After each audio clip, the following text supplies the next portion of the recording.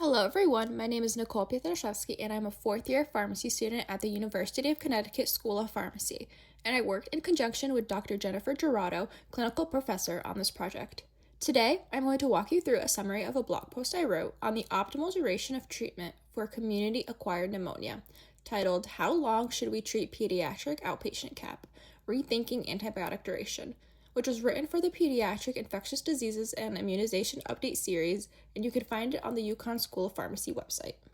As previously mentioned, the focus of this blog post, which you can find linked in the description below, is optimal duration for pediatric outpatient community-acquired pneumonia. CAP is a major cause of pediatric visits and hospitalizations in the United States, with approximately 1.5 million visits occurring yearly.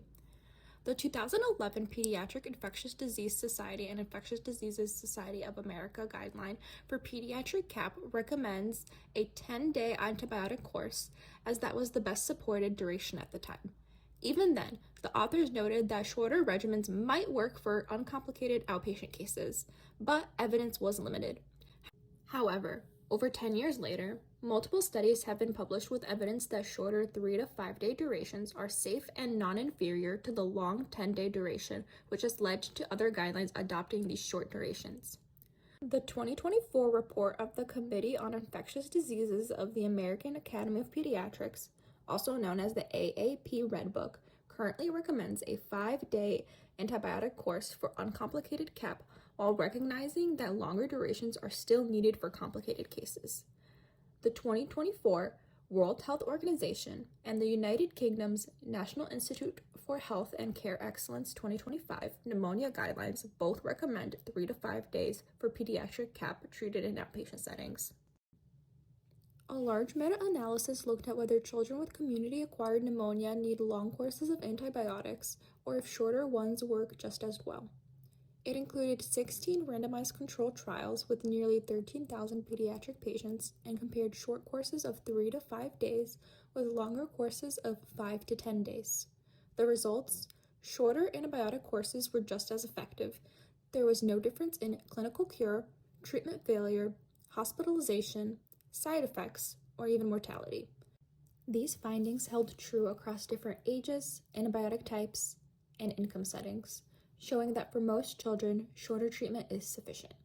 However, the study has some important limitations. Many included trials were conducted in low and middle income countries, and not all used antibiotic regimens that reflect common U.S. practice. In addition, the analysis combined studies that compared different antibiotic classes, such as azithromycin versus amoxicillin, which isn't an equivalent comparison because of azithromycin's longer half-life. This limits the direct applicability of the findings to outpatient CAP management, where amoxicillin is the preferred first-line agent. Another meta-analysis published in 2023 took a closer look at studies from high-income countries, including important trials like CAPIT, ScoutCap, SAFER, and the 2014 Greenberg trial. This analysis is especially relevant to U.S. practice since it's focused on populations and treatments similar to what is used here. It only included studies using beta-lactam antibiotics, such as amoxicillin, which aligns with the current national guideline recommendations for first-line therapy. Across the 4 trials, involving over 1,500 children, 3 to 5 day antibiotic courses were just as safe and effective as 7 to 10 day courses, with no difference in treatment failure, retreatment, hospitalization, or adverse effects.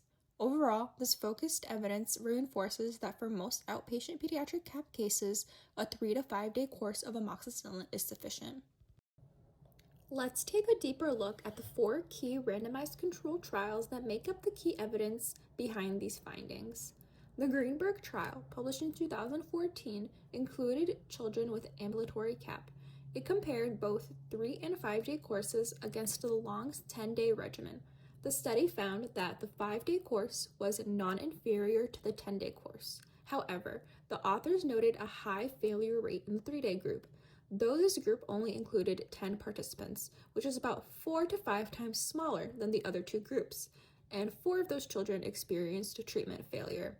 In contrast, the other 3 studies with larger populations showed no significant difference in treatment failure between short and long antibiotic courses, as mentioned on the previous slide.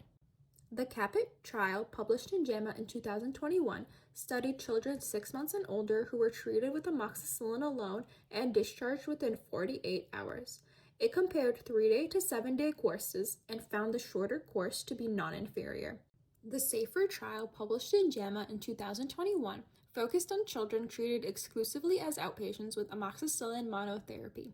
It compared 5-day to 10-day courses and found the shorter course to be non-inferior. Lastly, the most recent of the four, the SCOUT-CAP trial, published in JAMA in 2022, included outpatient children receiving amoxicillin, Augmentin, or cefdinir. It compared 5-day to 10-day courses and found that the shorter course was superior. So what does this mean in practice for pharmacists and other healthcare providers? Pharmacists and other healthcare providers play a key role in promoting antimicrobial stewardship by recommending short 3 to 5 day antibiotic courses for uncomplicated pediatric CAP. These shorter regimens are safe, effective, and supported by current AAP, WHO, and NICE guidelines. Pharmacists in particular are well positioned across ambulatory settings, including community pharmacies, clinics, and emergency departments, to not only recommend but also help standardize these evidence-based durations of therapy. To learn more, check out the full blog post linked in the description below. If you found this summary helpful, please like, share, and subscribe for more updates in the pediatric infectious diseases and immunizations space. Thank you for watching, and please review our disclaimer.